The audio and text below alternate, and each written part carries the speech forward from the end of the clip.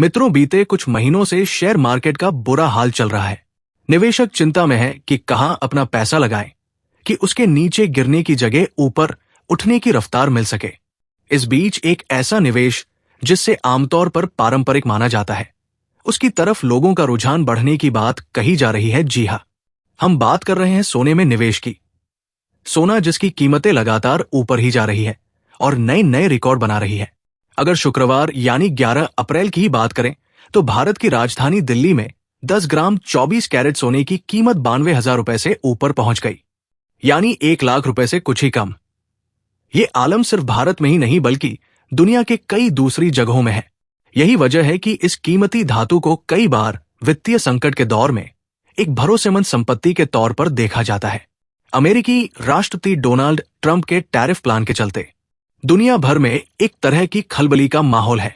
इसे बीती एक सदी में ग्लोबल ट्रेड पॉलिसी में बड़े बदलाव के तौर पर देखा जा रहा है।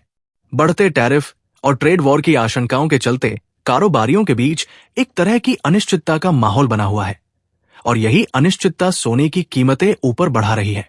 जब कभी वित्तीय संकट नजर आता है तो एक तरह से गोल्ड यानी सोना खरीदने की होड़ मच जाती है।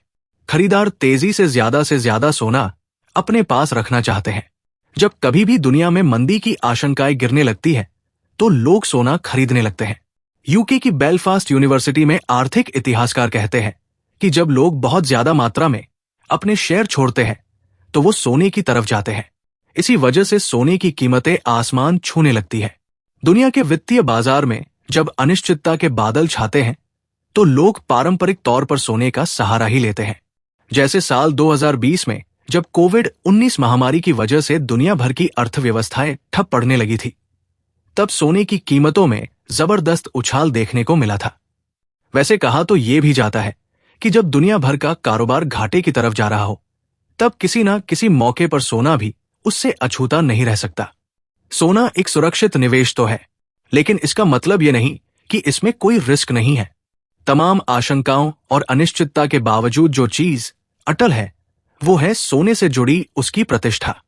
यही उसे बाकी निवेशकों के मुकाबले ज्यादा कीमती बना देती है। दुनिया भर की संस्कृतियों में सोना अलग अलग तरह से अपनी खास जगह बनाए हुए है। चाहे भारत में शादियों का सीजन हो, मंदिरों में दान हो, सोने का ऐतिहासिक महत्व कहीं से भी कम नहीं होता। इस बात में कोई आश्चर्य नहीं कि कई लोग सोने को अपनी संपत्ति जुटाने के तरीके के रूप में भी देख लेते हैं या पीढ़ी दर पीढ़ी आगे सौंपा जाता है। हालांकि किसी भी बड़े निवेश के पीछे बड़े फाइनेंशियल खिलाड़ी ना हो, ऐसा भी नहीं कहा जा सकता। सोने के मामले में भी ऐसा ही कुछ है।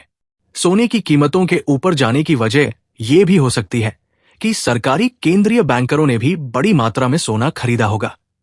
अनिश्चितता के दौर में जब शेयर नीचे गिर रहे होते हैं तो ये सेंट्रल बैंक अपने सोने के भंडार को मजबूत करने लगते हैं। सोने की बढ़ती कीमतों का अनुमान लगाना अभी भी जोखिम भरी रणनीति है, क्योंकि जैसे ही बाजार में ठहराव आएगा तो लोग सोने को फिर छोड़ने लगेंगे। इसलिए मेरी सलाह है कि सोने में तभी निवेश करें जब आप उसे लंबे वक्त के लिए रखना चाहते हो।